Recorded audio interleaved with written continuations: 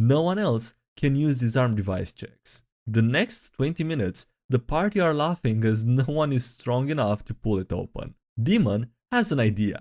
Tells the spellcaster to cast grease on it. 10 IQ that give. Hey everybody, nobody's here. Ah shit, I'm late. Anyway, welcome to another DnDGreentext video. How are you guys doing? Having a wonderful day today. Before jumping into it, I want to quickly kindly ask if you want to take a moment to smash the like button. Takes a second, helps out a lot, so thanks so much for doing that. And yeah, with that being said, I hope you enjoyed the video. I didn't even have the damage value prepared because I just sort of assumed you wouldn't be that dumb. Be me, Chromatic Dragonborn Artificer in 5th edition. Be not me, Ranger, Fighter, Paladin, Bard, and the Hobgoblin NPC. Be exploring a demiplane with a hostile entity in it. We know there is a big mound of treasure at the other end, and we assume that it is guarding that treasure. We've managed to convince an NPC to assist us. He knows how to get past the 2 traps before the treasure room. Hobgoblin. Okay, so the first trap is easy. It's a riddle designed for hobgoblins. So I just press here, here, and here. DM. The entire wall swings open on hidden hinges. A stairwell is ahead of you. Me. I cast detect magic and I check for traps. The entire staircase is giving off an arcane aura of evocation magic. Yeah, okay, so follow me here. 1, 3, 5, odd non-primes. DM. The hobgoblin moves on the first step, jumps to the 3rd step, and then jumps to the 5th step. He then jumps straight to the 9th step. Me. But 1 is a prime. I step over the 1st step and jump straight to the 3rd step. DM is silent. And then the DM facepalms. You know, I don't even have the damage values prepared because I sort of assumed that if the NPC showed you how the trap worked, you wouldn't trigger it. Clearly, I was wrong. DM starts rapidly flicking through the DMG until he finds the hazard booklet. Make a dex save, and you take 4d10 fire damage. Extra crispy, that PNG. Wait, I have something for this. I would like to activate my Chromatic Dragonborn temporary fire immunity and start stomping down the stairs. 1 is a prime number. DM. As you touch each step, a pillar of fire engulfs you. Hobgoblin turns to see an advancing wall of fire heading toward him. The Hobgoblin immediately becomes proficient in mathematics and starts sprinting down the stairs. No, Marmy. When I started being a DM, I made my own story with months of work poured into it. But my players, instead of a wide variety of races, all chose gnomes who were brothers. Apparently, a while ago before the start of the campaign, they binged the hobbits together. And they all loved mead, so they went town to town buying mead and earned money by, I kid you not, underground drunk fights. Edit also. They were all bards with the subclass of fighters. Wholesome Eldritch Gatling Olin. Pimmy, playing Cletus, an Olin celestial warlock, who looks like a barn owl. Pinatme, Xander, human soul knife. Marbles, a Grung wild mage. Yuri, a human barbarian. Nail, a Drow Horizon Wanderer, and Alabaster, Tiefling Bard. Oh, and obviously the DM. Get to play in the DM's campaign, with the lore being consistent, rich and interesting. Go for a Celestial Warlock because it makes sense in the lore, and choose Owlin for the lore too. In this world, beastmen, aberrations, and half-breeds are all the result of magical experimentation. Discover that a good 2/3 of the party have really interesting builds and make really smart use of the reaction economy. Cletus, what do you want to do? I cast Eldritch Blast. Rinse and repeat. Cletus is easily the weakest of the group. Struggle to survive, let alone be useful from levels 1 to 4. Level 5 comes around, and some more tricks are added. Now Cletus can disguise self at will, and his Eldritch Blast is stronger. But still, he's just casting Eldritch Blast and occasionally healing someone. Other characters are doing quite impressive stuff. Xander flings psychic knives, Yuri rages and shield bashes people, Nail can fire off triple arrows, and so on. Cletus's main role is to be an Eldritch Blast turret in the background.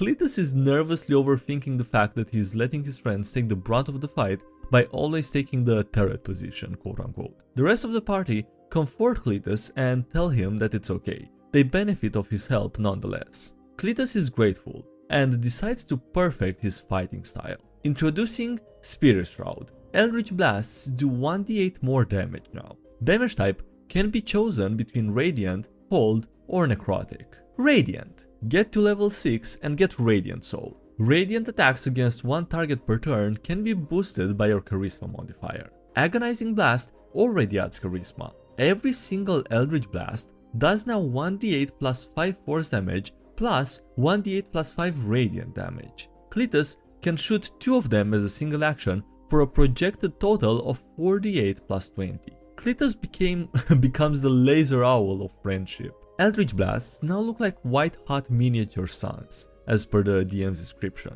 Big fight against Eldritch abominations of any sort, in the end the party fighting a sort of major domo with claws and a bunch of eye stalks where its head should be. Grung Wild Mage casts Mage Armor on Cletus. Wild Magic Table and Custom Effects trigger. Cletus can take a second spell attack action for the turn, but has turned to a translucent shade of blue. Second spell attack action. Lovecraftian Majordomo attacks poor Grung Wild Mage. Get away from her, you .wav. Unload 4 Eldritch Blasts, get 2 crits and deal 88 damage. Majordomo is soup.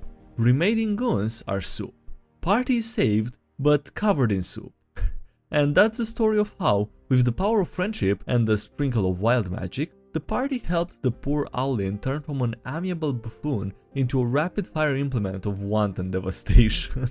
Okay, that was surprisingly cool. Even with just being a, turret in the background, I don't think that was, useless for the party either. I mean, it's better than being one of those party members that straight up sabotages the party, right? Strahd with it. Bimmy, running Strahd again for players, all forever GMs. First 3 sessions go well. Session 4, everything explodes. Party Blood Hunter firebolts a civilian that was yelling at Irene as they leave Barovia. Party already leaving, so they just get out of town, but now the villagers of Barovia hate them. Hexblood Wizard and Human Artificer both upset with the Blood Hunter. Party avoids everything and anything that they could while heading to meet Madame Eva. Reach the bridge and one of the brides of Strahd is there. I've told the party ahead of time that I've done modifications, and this is one of the big ones, with each bride being a specialty vampire type to play to their personality. Party fights her mooks while she sits back lobbing spells and debuffs to test the party's resolve, and none of which are strong. During round 3 she decides to leave. The party monk at the start of round 4 goes, "Oh, if she's bad at spells and range, I'll engage in melee," and proceeds to double dash to her. Level 2 monk is now face to face with the bride they are not meant to fight right now. She goes to move and he sentinel hits her. I forgot and vampire wouldn't know. Now she's stuck in melee, so does her gaze attack. Monk rolls an 8 and is now restrained, so I explained that her gaze is petrifying them. Monk closes eyes. Brief pauses as everyone else tells him it's her gaze, not yours. Rest of the round finishes and all the mooks are gone. Monk's turn. They go to trip the vampire. Are you sure? Yes. You know you're turning to stone from her looking at you, right? Yes. Okay, if you knock her prone, she wouldn't be able to leave this round, so she's going to gaze you again. Are you sure you want to do that? Yes. Okay, Monk trips the vampire and she gets up and gazes him and they natural 1 the save. Party Monk is now a statue and the player quits on the spot because petrification at low level is BS and they close their eyes. Also, they knocked her prone, so how could she look them in the eyes? Before leaving in a huff. End session early, being baffled. Clearly a couple of things wrong. Clearly a couple of things went wrong during that interaction. Jesus Christ. My shield is my sword. Be playing 5th edition. Half-orc fighter. Bodyguard team. Boss fight.mp3. Boss attacks friend. FS protection.x. First roll was a crit with disadvantage and it's a miss. Feels good, man.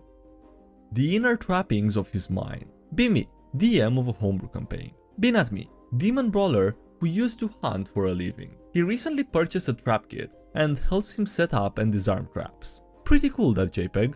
During downtime, wants to try it out. 30 IQ.gif. Sets up a bear trap while riding in a carriage. Puts his hand straight in it. 2d6 plus 5.ouch. Attempts to use the trap kit. I tell him the kit gives you a plus 5 to disarm it, but you're only working with one hand, so you have a minus 10. He cannot beat the DC. No one else can use disarm device checks. The next 20 minutes, the party are laughing as no one is strong enough to pull it open. Demon has an idea. Tells the spellcaster to cast grease on it. 10 IQ.give. Oh, Jesus Christ, it's only getting worse, isn't it? Expects this bear trap that has dug into his flesh to just slide off. The bear trap is now incredibly slippery, adding 4 to all the DCs. The entire party Try to pry it open all at once. Finally opens. Has to make a note on his sheet to not do that again. 13 intelligence character, by the way. But I didn't think pushing him out of the treehouse would kill him. Be me. 3rd level druid in Pathfinder 2nd edition. Be not me. Kitsune rogue, barbarian, summoner, and bard. We're trying to find a librarian. She went in search of the Elven Ring. We assume she's a fair maiden. Come across 3 3/4 in the area that she was last seen. Send in my Leshy to investigate. She reports 1 hobgoblin and 3 half-orcs in 3-1. They're arguing over a treasure chest. 3-2 is empty. 3-3 has 1 half-orc and he's fast asleep on a platform. Send in our rogue and she scales the tree. Rogue. I'd like to sit on his chest. DM and the party. Surprised Pikachu face, I'm assuming? DM. He wakes up to find a giant cat woman sitting on him. Multiple instincts are activated. Rogue. Drop the sword. Drop the bow. Half-orc. Yep. And proceeds to drop weapons. I don't want to kill him, says the rogue player. Tell me about your allies, says the rogue. Half-orc. She's a ranger with a fancy bow and the others are my clanmates. Okay, I want to push him out of the tree, says the rogue player. I thought you didn't want to kill him, says the bard. DM. Okay, roll initiative. Make an athletics check. He easily passes and looks angry about it. Crap. Says the rogue player. Oh, I'm so sorry, I'm so very clumsy, says the rogue. He's not buying it, says the DM. Fine, I try and knock him out. Rolls a 19 for a critical success. What's the critical effect of your truncheon? It pushes them back up to 10 feet. He falls out of the tree and takes... Yep, he's very dead. Rogue, while pushing him out of the tree. Sorry. It does make me question how tall the trees are, if they're dying from falling out of them. Anyway, on that note, that's it for today's video, so thank you so much for watching, I hope you enjoyed. Don't forget to leave a like if you didn't from if you haven't already. Also, thank you to everyone supporting the channel on Patreon, as well as YouTube episodes, thanks so much for that. Links below if you need to check out the Patreon or support the channel as a channel member. Also, links below to the subreddit, Discord, anything else. And yeah, that's it, thanks again for watching, I'll see you next time, have a great day, bye.